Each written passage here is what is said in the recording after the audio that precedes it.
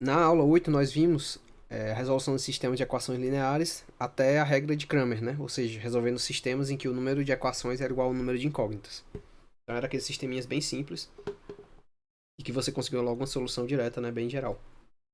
Agora nós apresentamos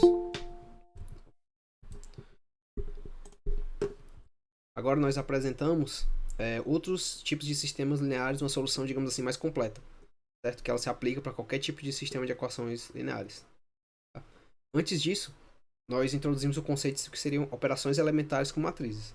De certa forma, a gente já tinha falado dessas operações elementares quando a gente resolveu, digamos assim, na mão, o primeiro sistema de equações lineares, né? Que é uma das primeiras aulas que eu faço na lousa. Se não me engano, aula 8, não sei. E aí, aqui eu formalizo o conceito de que são operações elementares. Então, a primeira operação elementar com matrizes, né, seria eu substituir duas linhas. Eu substituir a linha I pela linha J. Então, se eu tenho uma matriz, por exemplo, a notação seria assim: L2, né, se torna L3. Então, nesse caso, eu olho para a primeira, segunda linha da matriz, né, e substituo ela pela terceira linha da matriz. Então, aqui eu troco ela, né, por menos 3, 4. Tá? A segunda operação elementar é a multiplicação da iésima linha por um escalar não nulo. Então eu multiplico um K, um escalar não nulo, por uma das linhas e substituo uma linha pré-determinada. Então a notação é essa: LI vai ser igual a. Vai receber K vezes vezes LI, né? Pode ser K vezes ela mesma. Tá? Então aqui, por exemplo, eu tenho um L2 vai receber menos 3 vezes L2. Então, no mesmo exemplo que a gente tinha na situação anterior, o L2, né, nossa segunda linha, ele vai receber menos 3 vezes L2. Então aqui fica menos 3 vezes 4, menos 12. Menos 3 vezes 1, 3. E a terceira operação elementar, eu substituir a iésima linha pela iésima linha mais K vezes a jésima linha. Ou seja, eu pego uma linha, substituo por ela mesma mais K vezes uma outra linha. Por exemplo, aqui eu tenho L3, eu vou substituir por L3 mais duas vezes L1. Então aqui no caso, a minha linha é L3, né? É a terceira linha, menos 3 e 4. Eu vou multiplicar isso aqui. Eu vou pegar menos 3, né? E somar com duas vezes L1. Quem é L1? É 1.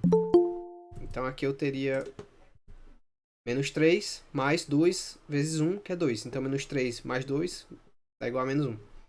Que é a mesma coisa. Eu teria 4 mais 2 vezes 0, que é igual a 4. Então fico com essa configuração. Tá? Então, essas são as três operações elementares que você pode utilizar, que nós vamos empregar para poder fazer algumas transformações com as matrizes. Certo? Então agora eu trago algumas definições. Se A e B são matrizes, vou até usar uma canetinha aqui. Elas são matrizes N por N, né? M linhas, N colunas. Dizemos que B, uma matriz B, ela é linha equivalente à matriz A se ela for obtida através de um número finito de operações elementares sobre as linhas de A. Ou seja, se eu conseguir obter B a partir de uma transformação por meio daquelas três operações que eu apresentei para vocês em uma matriz A, então eu digo que essas duas matrizes elas são linhas equivalentes. Professor, licença. O senhor está gravando, né? É que Sim, perguntaram aqui no chat. sim, tô gravando. Eu não Ah, consigo, tá, só para confirmar. eu não consigo ver o chat, certo? Então vocês podem me interromper quando quiserem falar, porque eu tô vendo só os slides. Tá Beleza. bom. Então a anotação é essa aqui, né? Ou seja, A é linha equivalente B, ou então o tiozinho aqui para indicar. E aí eu posso apresentar para vocês um teorema. Se eu tiver dois sistemas e eles possuem matrizes ampliadas equivalentes, eles também são equivalentes. Isso aqui é importante porque é o seguinte: se eu consigo caracterizar um sistema por uma matriz ampliada, lembra lá o que é a matriz ampliada do sistema? Ela é aquela matriz dos coeficientes, né? Acrescida da matriz dos termos independentes. Então acrescenta aqui uma coluna a mais dos termos independentes. Aqui são os elementos A, né? A1, A2, A3, e aqui é os termos B1, B2, B3. Essa matriz ampliada, ela caracteriza. Então, se eu tenho um sistema e eu consigo fazer operações com essa matriz ampliada dele, o que resultar daqui também a solução desse novo sistema modificado vai ser a mesma dado o sistema original. Então isso permite que eu faça operações para simplificar a matriz, né, ampliada, e depois eu volto para o sistema original e aí eu consigo resolver ele de forma mais simples. Tá? Isso só é garantido porque eu tenho um teorema que me garante que as duas soluções dos dois sistemas são a mesma. Tá? Então aqui eu tenho um exemplo. Então supõe que eu tenho aqui uma matriz, né? 1, 0, 4, menos 1, menos 3, 4. Eu vou dizer que ele é linha equivalente a essa outra matriz, pois eu posso fazer algumas operações. No caso que eu peguei a segunda linha e substituir ela pela segunda linha menos 4 vezes a primeira. Né? Vamos lá, segunda linha. Não vou poder fazer isso para todos, porque são muitas aulas, né? Mas eu vou tomar aqui só as primeiras, pelo menos. Ó, 4 vai ser igual a 4 menos 4 vezes L1. Quem é L1? É aqui. Então 4 menos 4 vezes 1, que é 4, é igual a 0. Tá aqui, 0. Menos 1 vezes menos 4 vezes 0, tá menos 1. Então permanece aqui menos 1. Certo? Aí eu faço uma segunda operação. Eu pego a terceira linha e transformo lá a terceira linha mais 3 vezes a linha 1. E assim por diante. Aí depois faço mais uma transformação. Pego a segunda linha e substituo ela por menos 1 vezes ela, né? Multiplicado por ela. Aqui é L3. Fica L3 menos 4 vezes L2. E aí eu vou mexendo até que eu chego nessa matriz. Ou seja, essa matriz ela é linha equivalente a essa porque eu consigo, através de uma quantidade finita de passos, né? Aqui foram 4 passos, 4 transformações, chegar nessa daqui e a partir dessa. Tá? Utilizando aquelas 3 operações elementares que a gente havia mostrado. E agora a gente chega aqui a essa definição importantíssima, né, que é a matriz na forma de escada ou matriz escalonada. Tá? Então, se eu tiver uma matriz M por N, eu digo que ela é reduzida à forma de escada, ou seja, que ela está nesse formato escalonada, se. E aqui vocês vão ter que lembrar desses passo a passo aqui. Tá? Primeira condição. O primeiro elemento não nulo de uma das linhas, não nula é 1. Ou seja, se eu tiver uma linha diferente de 0, o primeiro elemento dela tem que ser 1. Cada coluna que contém o primeiro elemento não nulo de alguma linha tem todos os seus outros elementos iguais a 0. Ou seja, se eu tiver uma coluna, né, que é o primeiro elemento não nulo de uma determinada fileira, a coluna que contém esse elemento, 1, todos os outros elementos têm que ser iguais a 0. Toda linha nula ocorre abaixo de todas as linhas não nulas. Ou seja, se eu tiver uma linha não nula, ela tem que ser a última, né? Tem que ser a linha mais de baixo. Pelo menos, se tiver mais de uma linha não nula, elas estão todas ao final, né? No caso, são as últimas linhas da matriz. E aqui é talvez a propriedade mais complicada, né? Se eu tenho linhas variando de 1 a R, elas são linhas não nulas, ou seja, considerando aqui linhas diferentes de 0. Se o primeiro elemento não nulo da linha I ocorre na coluna KI, então K1 é menor que K2, que é menor que K3. Ou seja, o primeiro elemento não nulo da primeira linha vai ocorrer na primeira coluna. O primeiro elemento não nulo da segunda linha vai ocorrer na segunda coluna. O primeiro elemento não nulo da terceira linha vai ocorrer na terceira coluna e assim por diante. Por isso que ela tem um formato de escada. As condições, elas impõem uma forma de escada à matriz. Por isso que a gente chama forma de escada escalonada. Tá aqui o formato, né? Então aqui era como se eu tivesse, sei lá, um elemento aqui, todos os demais 0. Aqui eu tenho um elemento aqui e todos os demais 0, em cima e embaixo, né? Aqui todos mais 0. E aqui o final, toda essa linha aqui seria uma linha de zeros, né? Nesse exemplo que foi feito. Então ela ficou esse formato de escada. Ou seja, né, o número de zeros precedendo o primeiro elemento não nulo aumenta a cada linha. Essa parte branca aqui, ó, ela representa os zeros, né, da matriz. Ou seja, todos esses elementos daqui da parte branca são zeros. E aqui são elementos, podem ser zero ou não, né? Eles têm pelo menos um elemento não nulo a partir daí. Tá? E eu tenho um teorema. Toda matriz M por N, ela é linha equivalente a uma matriz reduzida à forma de escada. Em outras palavras, o que o teorema está dizendo? Ele está dizendo que qualquer matriz, se eu pegar qualquer matriz, eu consigo reduzir ela para esse formato aqui. Como? Fazendo operações elementares com ela. Né? Já que eu estou dizendo que ela é linha equivalente, quer dizer que eu posso pegar qualquer matriz, fazer operações de modo que ela fique com esse formato aqui. Atendendo, né, a essas 4 condições. Certo? Então essa aqui é a brincadeira que a gente vai fazer. E aí eu tenho aqui alguns exemplos, né? Nesse exemplo aí, para julgar se, no caso, essa matriz está ou não na forma de escada. Então, primeiro a gente pode olhar aqui para a primeira condição, né? O primeiro elemento não nulo de uma linha, não nula, ele é igual a 1. Então aqui eu tenho o primeiro elemento dessa linha é igual a 1, tá certo? O primeiro elemento não nulo dessa linha é igual a 1. O primeiro elemento não nulo dessa linha também é igual a 1. Contudo, aí a segunda condição. Os outros elementos, né? Eles têm que ser 0. Da coluna que contém o primeiro elemento não nulo. Então, como aqui é 1, aqui é 0 e 0. Ok. Aqui é 1, aqui é 0, é 0. Ok. Agora aqui é 1 e aqui eu tenho menos 1. Então eu violo a segunda condição. Então essa aqui não está na forma reduzida, não está reduzida à forma de escada. Ou seja, não é uma matriz escalonada, certo? Aqui agora a segunda matriz. Aqui a gente já tem, de cara, já tem um erro, né? Porque o primeiro elemento dessa linha ele teria que ser 1, tá? Então aqui só por aqui eu já mato que ela não está reduzida à forma de escada. Mas vamos aqui ao seguinte. O primeiro elemento dessa linha não nula é 1, então aqui tá ok. E a linha de zeros, né, a linha nula, ela tá como sendo a última linha dessa matriz. Então isso aí também tá ok, né? Agora, vou ver se eu tenho mais alguma violação. O primeiro elemento não nulo dessa linha era para ser 1 e ele é 2. Então, outra coisa que eu tô ferindo aqui. E esse cara aqui era para estar acima desse aqui, né? Era para eu inverter a linha 2 e a linha 3. Ou seja, eu violo de várias formas, então isso aqui não tá na forma de escada, tá? Aqui eu tenho nessa terceira matriz, eu tenho esse caso aqui, né? Eu tenho uma linha não nula, que ela está acima de outra linha. Aliás, tem uma linha nula que está acima de uma linha não nula, né? Lá aquela quarta condição, a terceira condição me diz que isso aqui, que essa linha era para estar ao final, certo? Então isso aqui não está reduzido à forma de escada. E já a última matriz, essa aqui sim é forma de escada, né? Note aqui que o primeiro elemento não nulo, né? Ele é 1 em todos os casos, né? A última linha é nula, certo? Ela está na última posição, correto? Onde tem o primeiro elemento não nulo, 1, os outros termos são 0. Aqui 1, os outros termos são 0. Então está satisfeita as condições, certo? E esse elemento aqui, ele está sobreposto a esse. Ele está numa coluna acima desse aqui. Tá certo? Então essa aqui é a cara que a gente vai precisar. Aula 10. Então na aula 10, aí nós partimos mais definições. Dado uma matriz AM por N, então defina essa matriz BM por N, né, do mesma dimensão, que ela vai ser a matriz linha reduzida à forma de escada equivalente de A. Ou seja, eu vou pegar A e vou fazer aquelas operações até ela ficar na forma de escada e eu chamo essa matriz nova de B. Tá? E aí eu tenho algumas definições. O posto da matriz, eu vou chamar de posto da matriz, que eu vou denotar aqui pela letrinha P, ele vai ser o número de linhas não nulas de B. Então, presta atenção, como é que eu descubro o posto da matriz de uma matriz qualquer?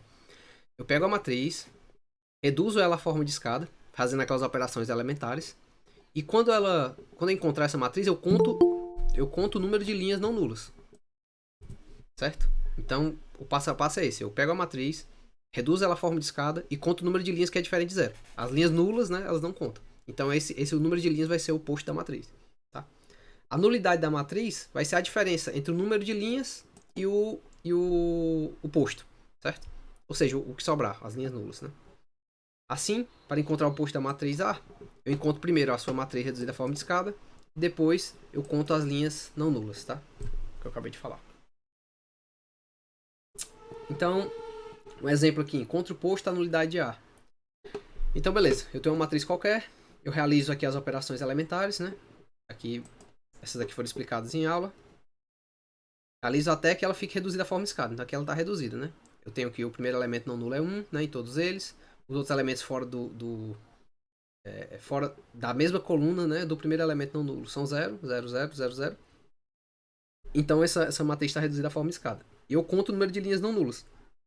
Tem alguma linha que é só 0? Não tem. Então o posto dessa matriz é igual a 3. Certo? O posto é 3. A nulidade... Opa, calma aí. A nulidade, então, vai ser o número de variáveis, né, no caso. 4, que é o número 1, 2, 3, 4 colunas, né? Menos 3, que é o posto da matriz, que vai ser igual a 1. Certo. Agora sim, nós vamos de fato para o que importa, né? Que é a nossa matriz ampliada de um sistema de equações. Então, suponha que eu tenho aqui essa matriz ampliada. Lembra lá, o que significa uma matriz ampliada? Esse pedaço aqui dela, ele corresponde aos coeficientes do sistema, né? Ou seja, aqui é 1, 2 e 1. Aqui é 1, 2 e 1. Menos 1, 0 e 3. Menos 1, aí 0 é o x2 que não tem, e 3 tá aqui. 1, menos 2 e 1. 1, menos 2 e 1. Certo? E esses termos aqui são os termos dependentes. Que estão eles aqui, ó, 0, 5 e 1. Então essa é a nossa matriz ampliada, só relembrando. Tá? Então, eu posso, tomando essa matriz aqui e reduzindo ela à forma de escada, né? Se eu tomar a forma reduzida, ela reduzida à forma de escada, usando as operações elementares, eu chego nessa matriz aqui. Essa matriz ela é linha equivalente à matriz de cima. E aí aqui, nós mostramos um teorema dizendo que a solução desse sistema, que é dado por essa nova matriz ampliada, é a mesma solução do sistema original. Então, se eu substituir aqui quem é o x1, né, aqui vai ficar x1 vezes 1, x2 vezes 0, mais x3 vezes 0, que é igual a x1. Então, x1 é igual a menos 7 oitavos. Aqui vai ficar x1 vezes 0, mais x2 vezes 1, mais x3 vezes 0. Então, fica só o x2. Então, x2 igual a menos 1 quarto. E aqui x1 vezes 0, x2 vezes 0, x1 que é igual a 11 oitavos. Então, eu tenho x3 igual a 11 oitavos. Então, essa solução aqui, para esse sistema, vale para esse sistema aqui. Então, vocês lembram que é exatamente isso que a gente acabou fazendo lá na aula que a gente demonstrou. A gente resolveu o sistema de equações lineares lá no começo. Tá? Eu fiquei mostrando a matriz ampliada aqui do lado se alterando, ela é justamente para mostrar que ela chega a esse formato aqui, né? Forma reduzida a forma de escada. Tá? Aí tem um exemplo aqui, encontro o posto da nulidade. Mais uma vez, eu tenho uma matriz original, eu realizo várias operações, né, com as linhas dela, até eu chegar à forma reduzida, né, na forma reduzida a forma de escada. Né? Primeiro elemento não nulo 1, segundo elemento não nulo 1 também, 0, os elementos estão fora, os elementos da coluna cujo primeiro elemento é 1, tá? Então também são 0, então atende. Duas linhas nulas estão no final, tá certo? Então essa linha, essa matriz que atende, ela está na forma de escada, tá? Então o posto dela vai ser o número de linhas não nulas, 1, 2, e a nulidade dela vai ser igual a 1. Porque eu tenho 1, 2, 3 colunas, né? E aí 3 menos 2, que é o oposto dela, vai ser igual a 1.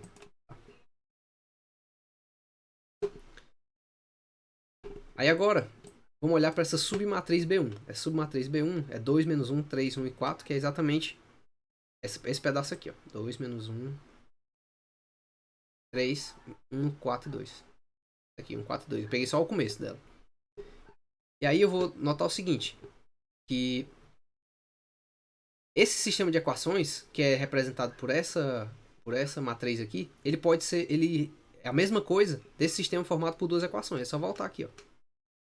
Esse sistema todinho aqui, que tinha 4 linhas, ele é a mesma coisa desse sistema aqui, que é basicamente só 2 linhas. Então o que acontece? Tem 2 linhas aqui que são redundantes. Elas não acrescentam nada ao sistema. Então eu consigo reescrever essa equação, né, da forma reduzida à forma de escada, e o sistema eu posso reescrever ele dessa forma. Tá? Ou seja, em vez de 4 equações, eu tenho equações redundantes que quando eu retiro, eu fico só com as equações que são essenciais ao sistema. Tá?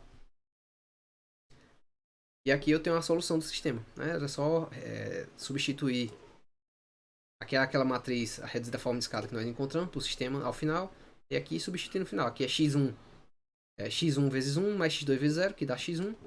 E aqui é x1 vezes 0, que dá 0, mais x2 vezes 1, que dá x2. Aula 11. Então, se eu tenho um conjunto com m equações lineares e n incógnitas, variando aqui de x1 até xn, as incógnitas. Tá? Então, eu tenho aquele sistema que a gente havia mostrado anteriormente. Aqui eu tenho os coeficientes, né? A1, A12, A1n, aí variando aqui de AM1 até AMN, né? E aqui as incógnitas x1, x2 até xn, e aqui os termos de dependência B1, B2 até Bm, que é o número de equações que a gente tem. Tá? Então, a IJ são os nossos coeficientes e B e J são números inteiros reais. Números reais, na verdade. O sistema ele vai admitir solução se e somente se o posto da matriz ampliada, que eu vou chamar aqui de PA, ou seja, o posto daquela nossa matriz ampliada, ele for igual ao posto da matriz de coeficientes. Ou seja, o posto dessa matriz todinha aqui, né, for igual ao posto só com os coeficientes delas. Só com esses termos aqui. A, A2, A3. Tá. Então, se o posto da matriz completa for igual ao posto dessa matriz, a gente vai ter solução para o sistema.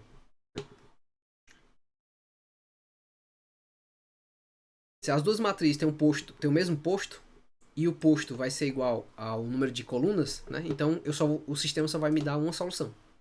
Então esse caso aqui eu caio no sistema que eu consigo obter a solução para ele diretamente.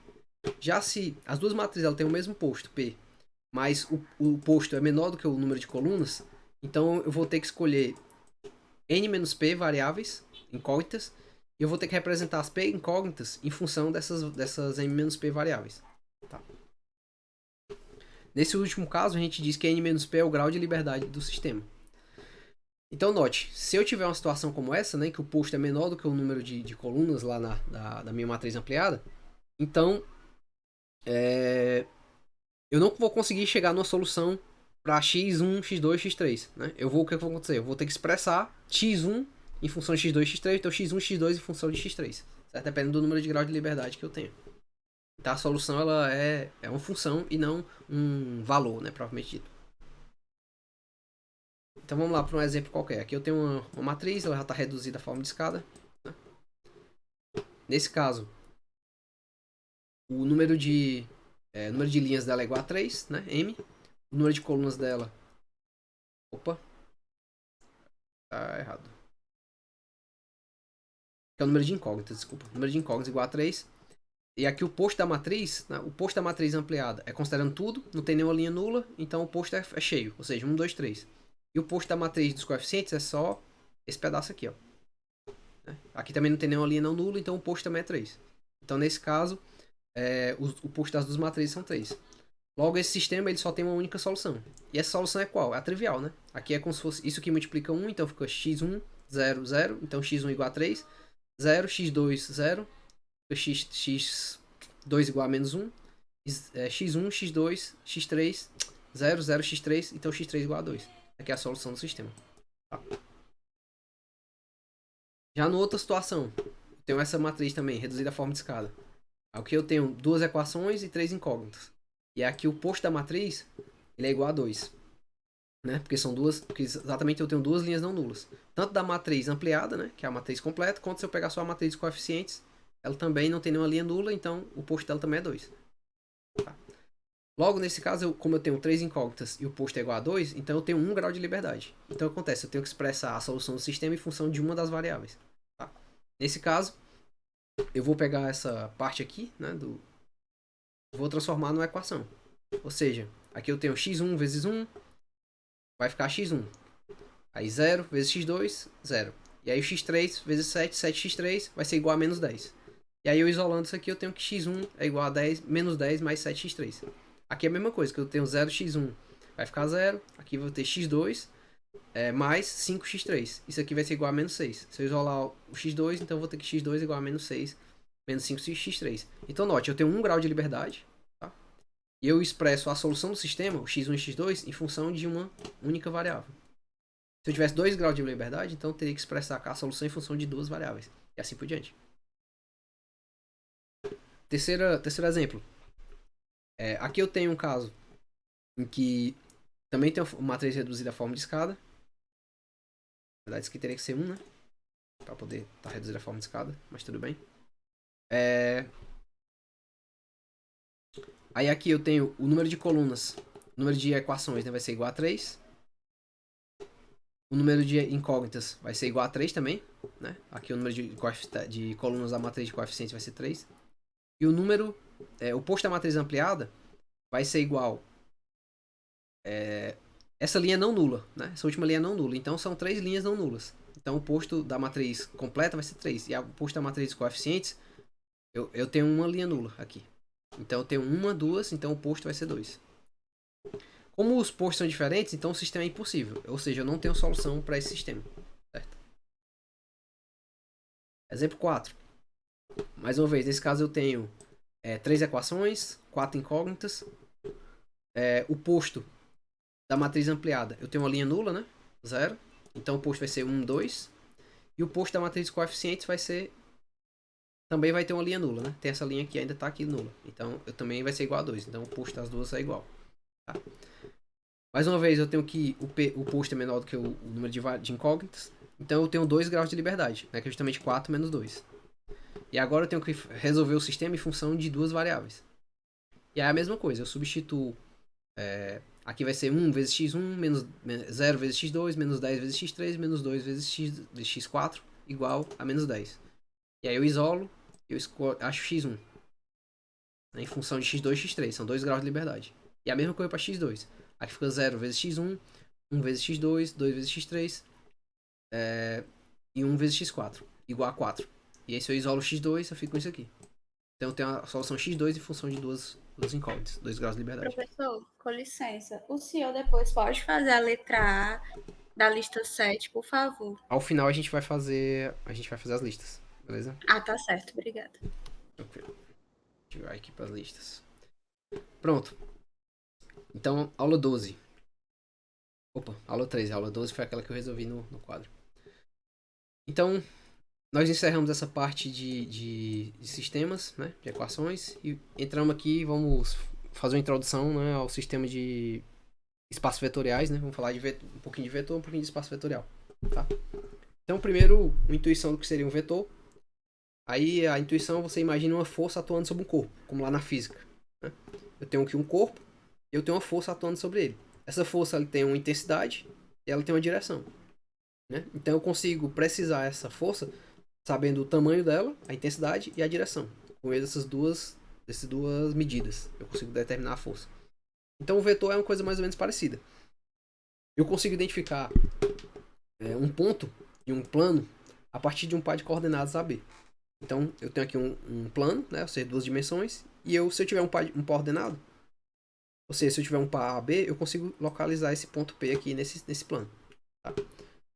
Se eu definir o segmento de reta PQ como sendo o segmento que liga 2 pontos, ou seja, se eu tivesse além do P aqui um ponto Q aqui, então o segmento que liga um ponto ao outro, eu chamo de segmento orientado, eu posso escrever ele assim, PQ. Tá? Ele vai partir de P e chegar em Q.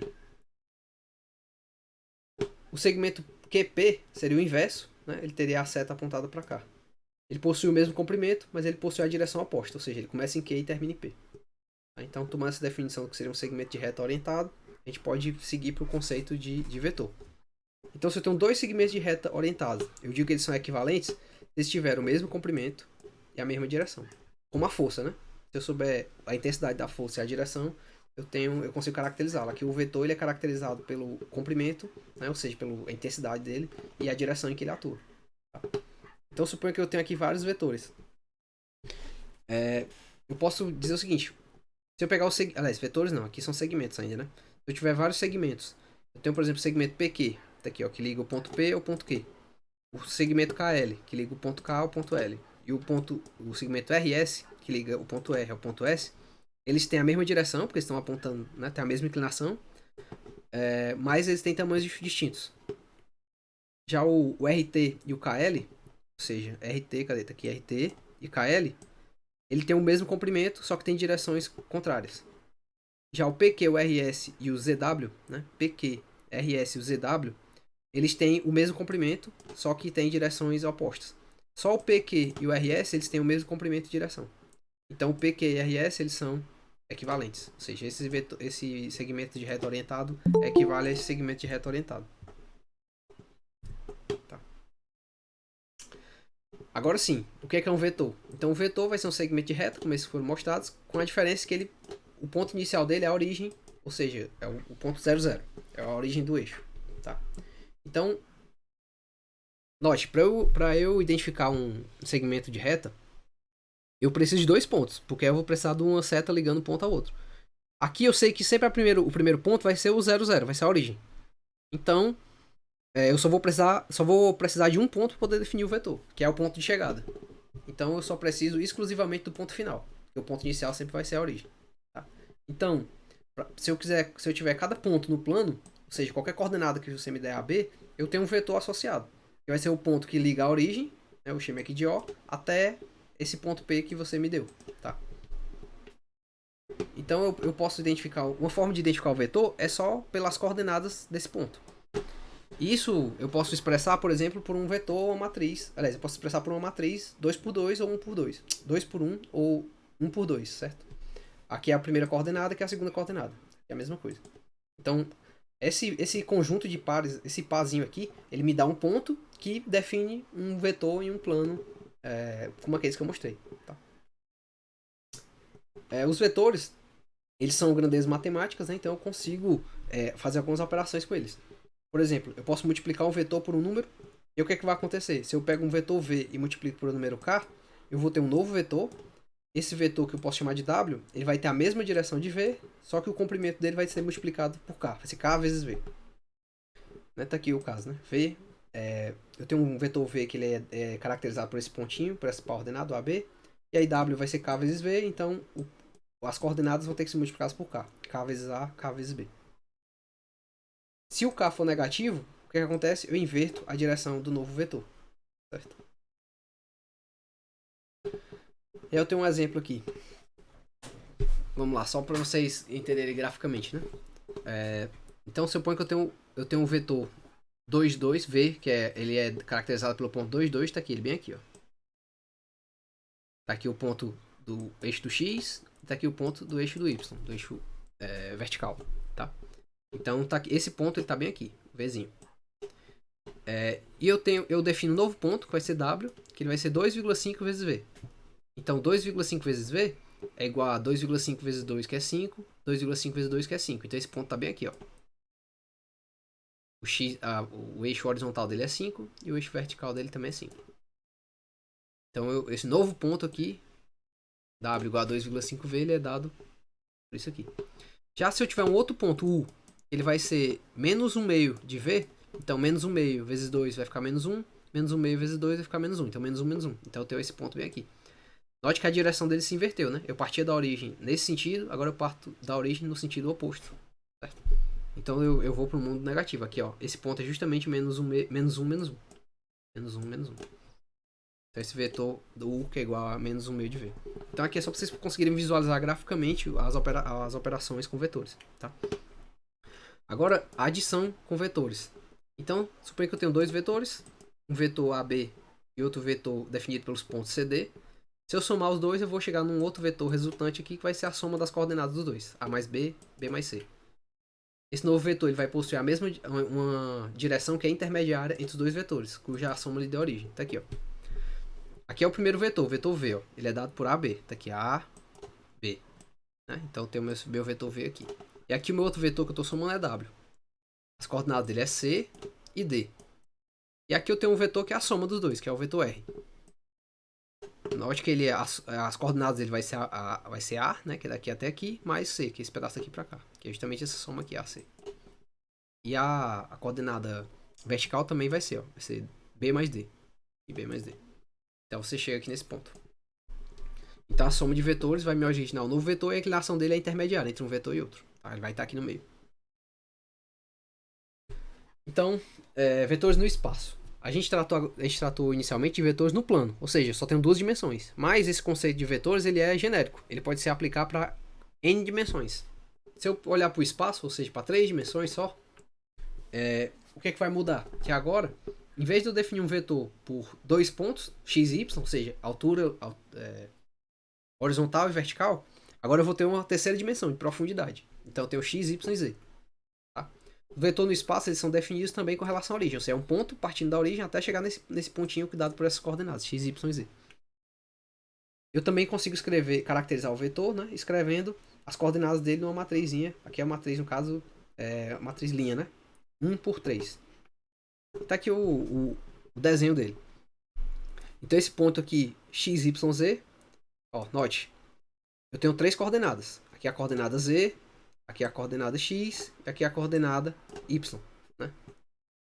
Então eu consigo encontrar esse ponto no espaço a partir desses 3 valores, né? A partir desse y, desse x e desse z.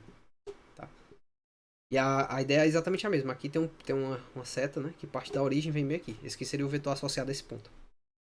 Aqui, ó. Estava desenhado. No caso aqui tem um exemplo, 1, 2, 2, né? Então teria um vetor partindo da origem até esse pontinho que você encontrou. Quando eu tenho 4 dimensões acima, eu não consigo desenhar, mas o conceito é o mesmo, tá? Simplesmente a gente não consegue enxergar, mas todas as propriedades se mantêm. As operações com vetores são para o espaço, né? São as mesmas que são para o plano, equivalentes. Né? Se eu multiplicar um vetor por uma constante k, ele vai ficar com a mesma direção, mas com o comprimento dele vai aumentar, k vezes v, né? E se o k for negativo, ele inverte do mesmo jeito. Adição a mesma coisa. Se eu adiciono 2 vetores, o vetor adjacente, o vetor resultante vai ser a soma das 3 coordenadas, né? Agora a coordenada de x, coordenada de y e coordenada de z. E esse vetor ele vai ter uma inclinação também intermediária aos vetores que os geraram origem, que os originaram. Só que eu tenho, no caso, um exemplo, um vetor aqui U igual a 2, menos 3 e 5. E outro vetor V igual a 1, 2 e 0. Então, se eu multiplicar, se o meu casinho aqui for 2, por exemplo, então 2 vezes U vai ser 2 vezes 2, 4. Menos 3 vezes 2, menos 6. 2 vezes 5, 10. E aqui, se eu somar U mais V, eu vou ser 2 mais 1, 3. Menos 3 com 2, menos 1. 5 com 0, 5. Tá? Então, essas são as operações com vetores. E aí eu tenho agora as propriedades dos vetores. Note o seguinte, que as operações com vetores elas correspondem exatamente às operações com as matrizes, linha ou coluna que representam. Ou seja, lembra que eu consigo representar o vetor pegando as coordenadas dele e expressando uma matriz linha ou matriz coluna.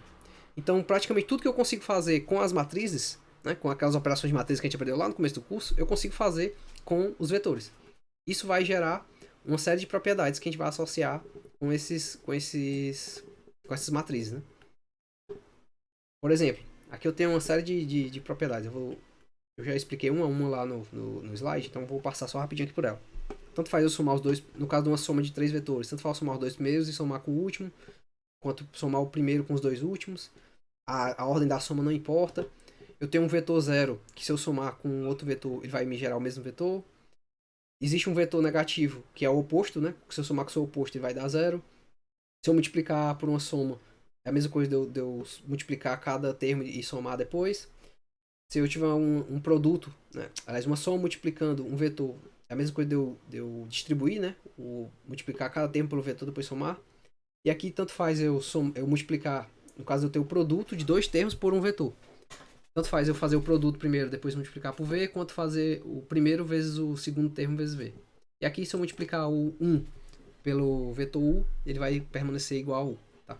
Então essas são as propriedades que definem os vetores. Note que todas elas derivam das propriedades das matrizes. Tá?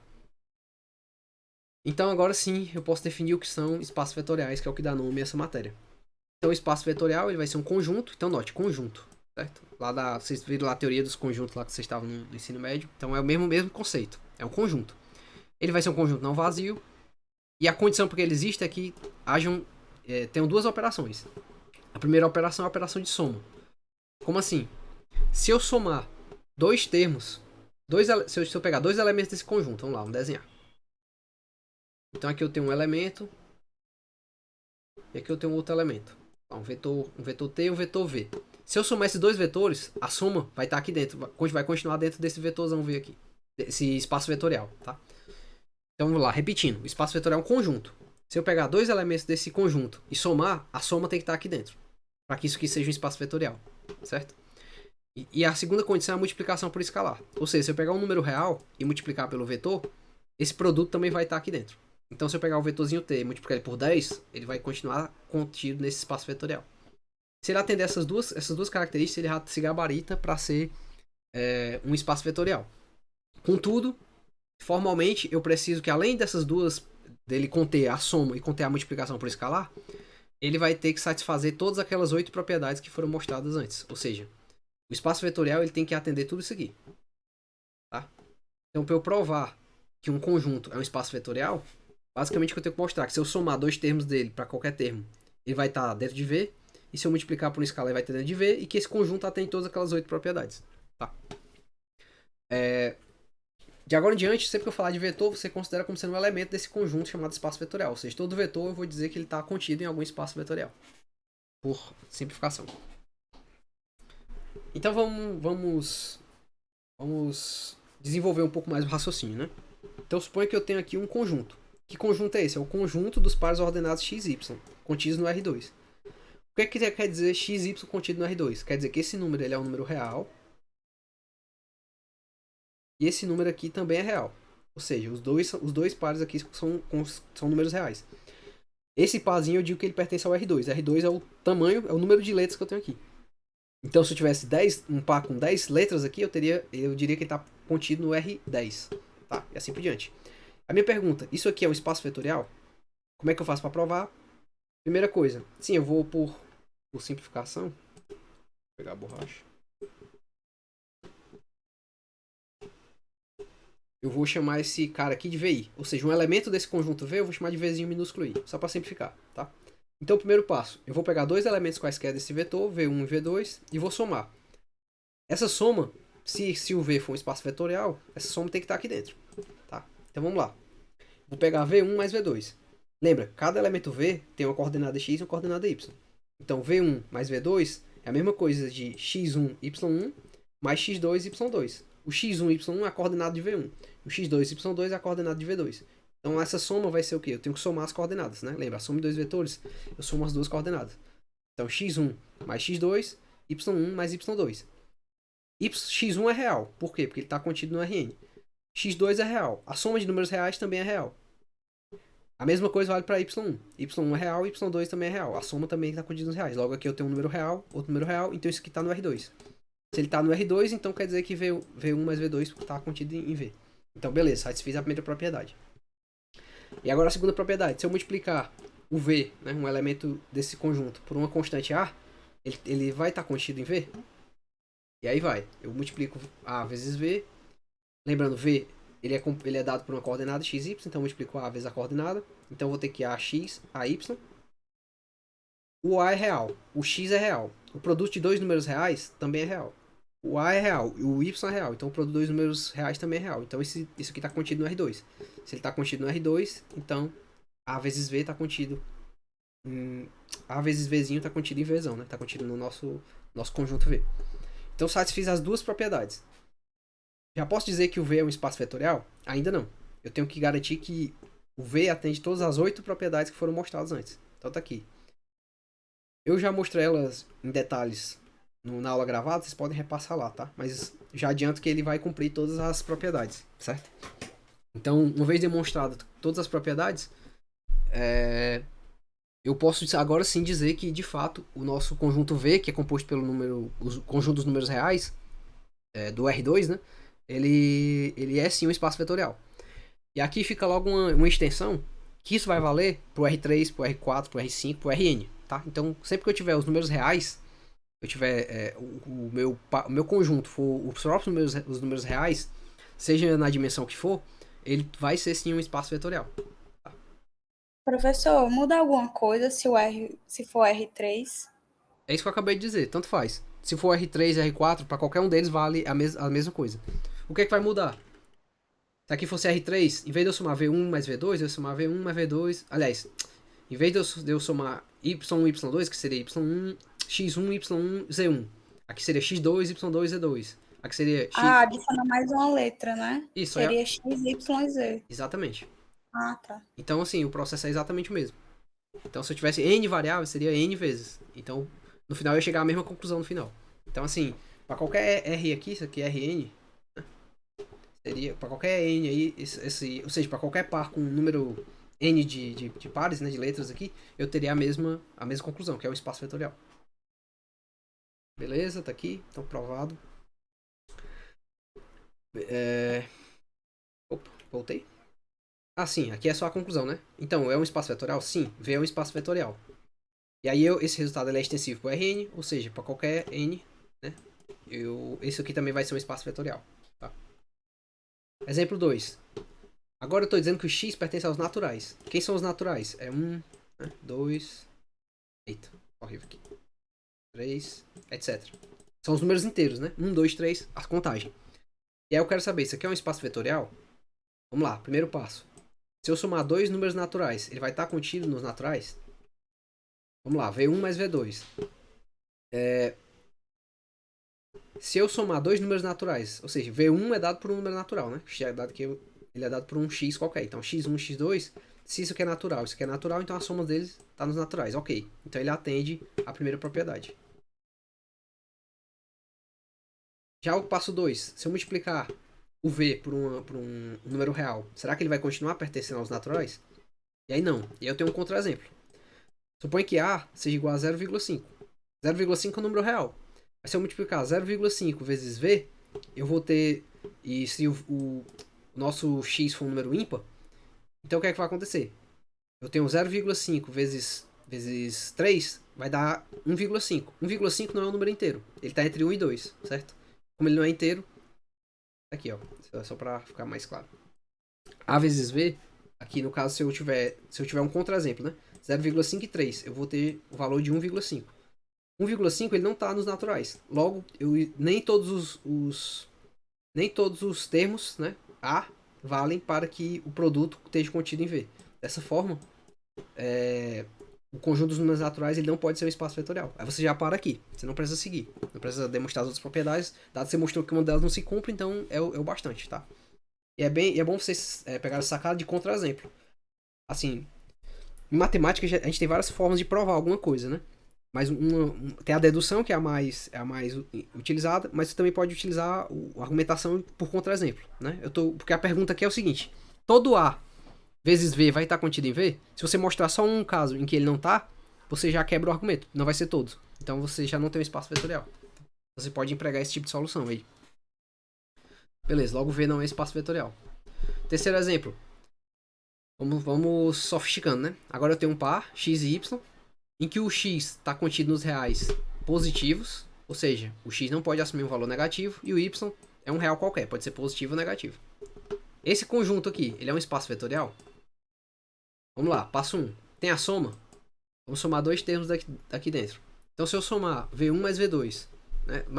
Lembra que isso aqui é igual ao primeiro caso. Eu tenho um par ordenado, x1, x2, então aqui eu fico x1, y1, mais x2, y2, então a soma deles vai ser a soma dos pares ordenados.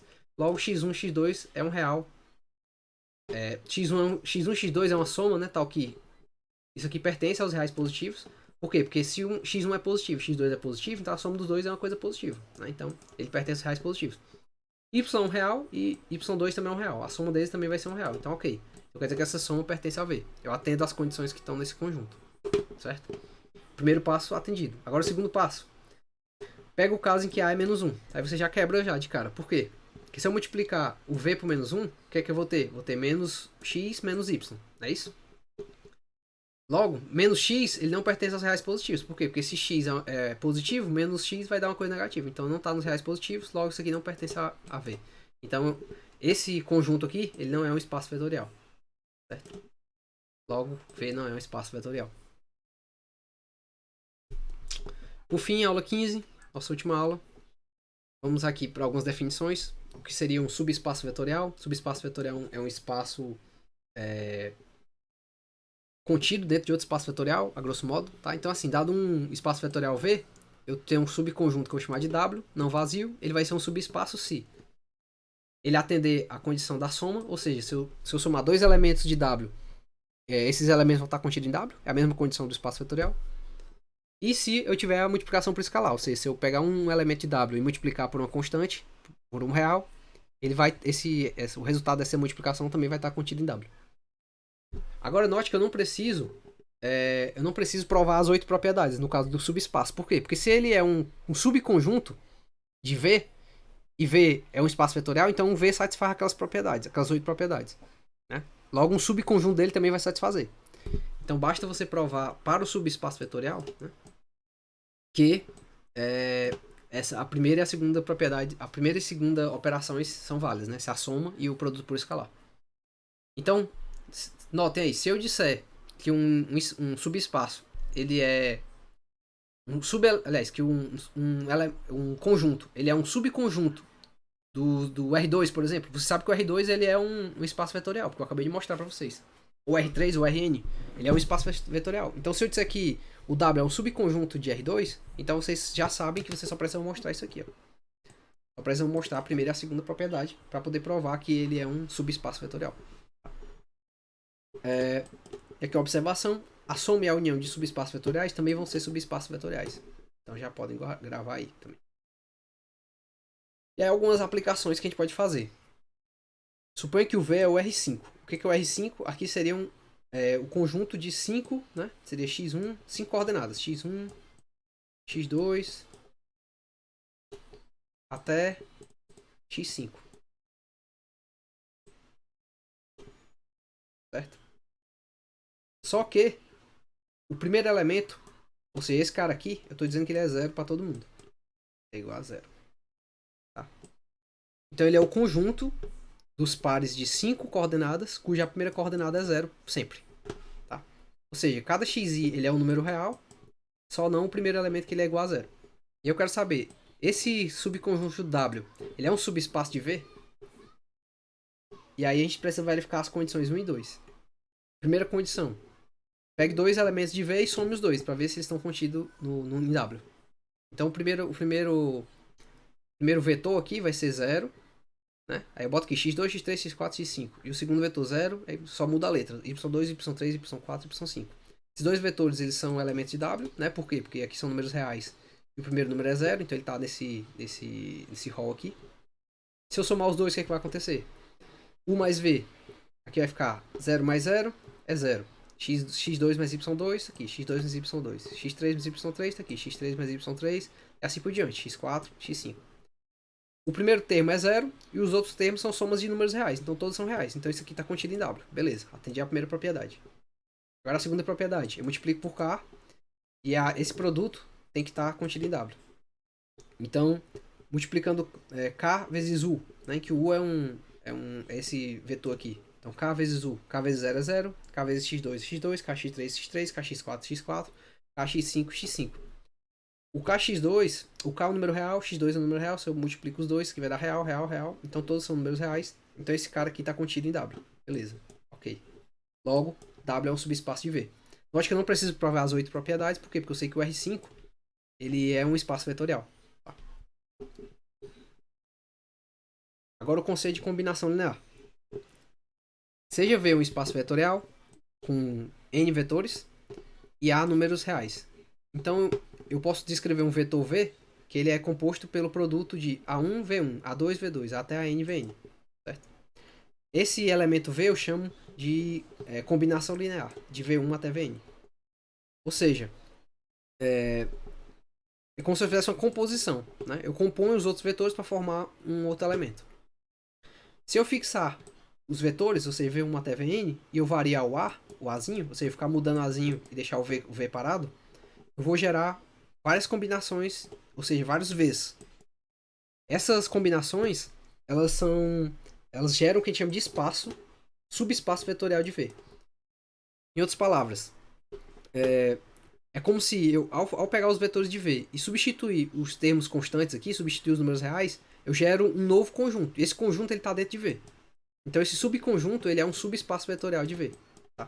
Então a gente diz que as combinações lineares dos vetores contidos em V geram um subespaço vetorial.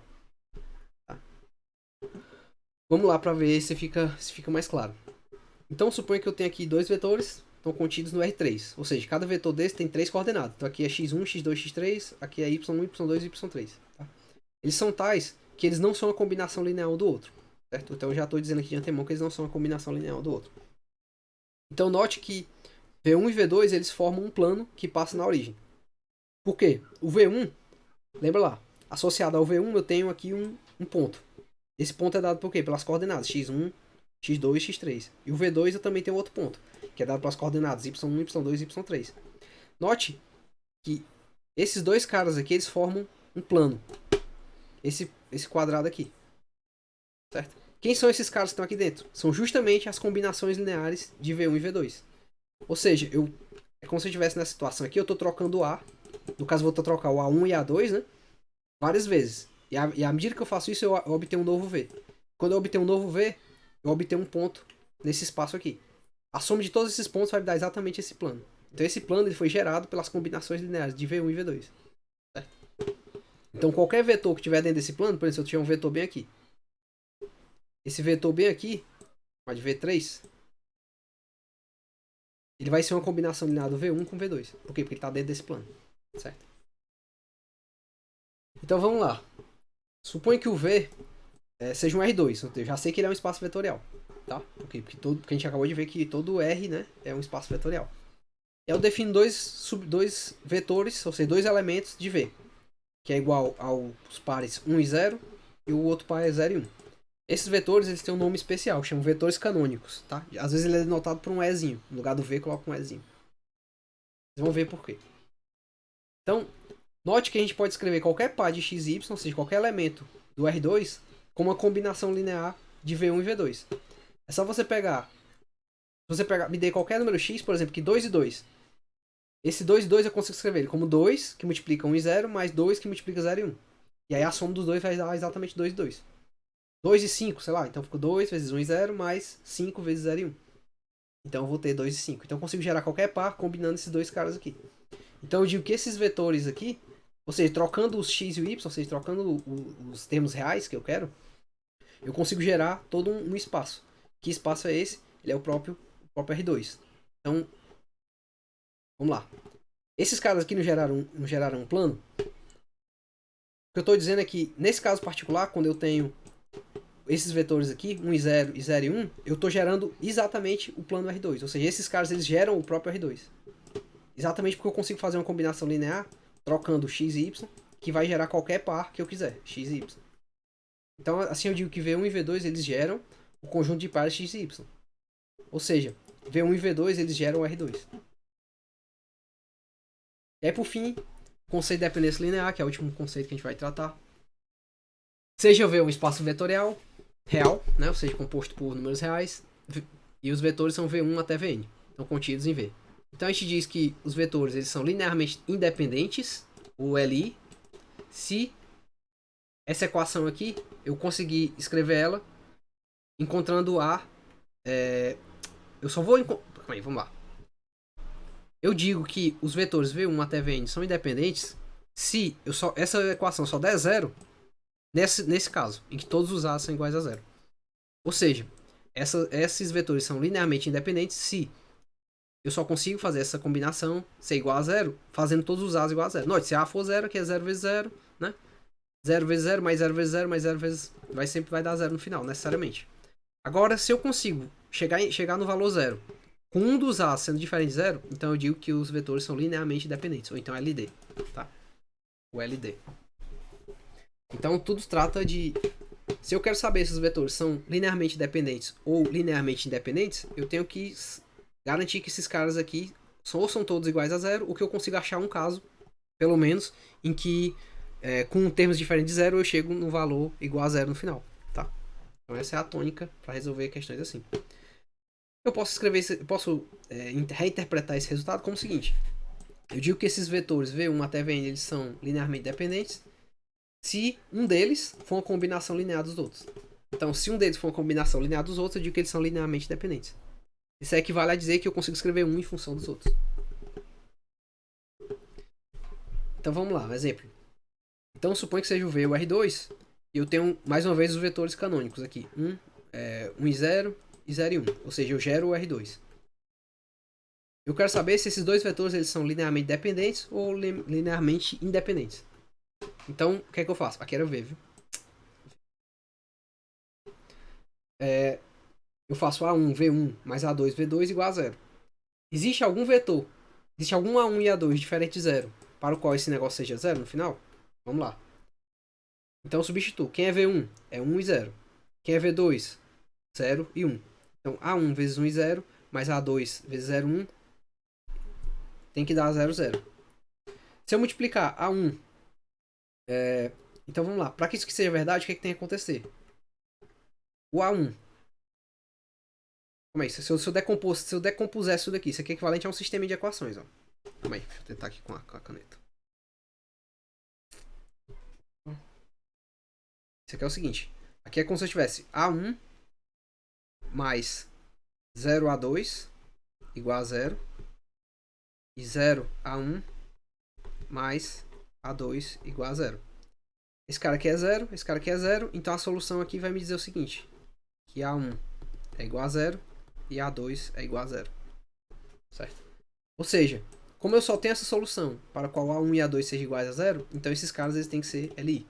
Se eu conseguisse encontrar um A1 ou um A2 diferente de 0, então eu diria que esses caras são linearmente dependentes. Tá? Que é a solução. Agora vamos para outro exemplo. Eu tenho agora o meu espaço vetorial, que é o próprio dos números reais. E agora eu tenho três vetores. Eu quero saber se esses caras são linearmente dependentes ou linearmente independentes. A lógica aqui é a mesma. Eu vou pré-multiplicar A1. Assim, eu preciso achar apenas um caso, né, para o qual isso aqui seja 0, para eu garantir que eles são linearmente dependentes. No caso, eu tenho aqui um exemplo. Eu tenho A1 igual a 1 meio, A2 igual a menos 1 e A3 igual a 1 meio. Note que se você fizer isso aqui, você vai chegar exatamente em 0. Seria 1 meio, né? 1 meio vezes 1 dá 1 meio. Menos 1 vezes 1 vai ficar menos 1. Então 1 meio vezes menos 1 vai ficar menos 1 meio. E aqui é 1 meio vezes 1 meio. 1 meio vezes 1 vai ficar 1 meio. Então 1 meio menos 1 meio vai ficar igual a 0. Eu chego em 0. E aqui é a mesma coisa. Aqui vai ficar menos 1, que é menos 1 meio. Mais 0 é 0. Vai ficar menos 1 meio. E aqui é 1 meio vezes 1 é mais 1 meio. Então mais 1 meio com menos 1 meio dá igual a 0. Então eu chego aqui em 0 também. Então eu digo que esses caras são LD porque existem as diferentes de 0 que me geram um resultado 0 no final dessa combinação linear.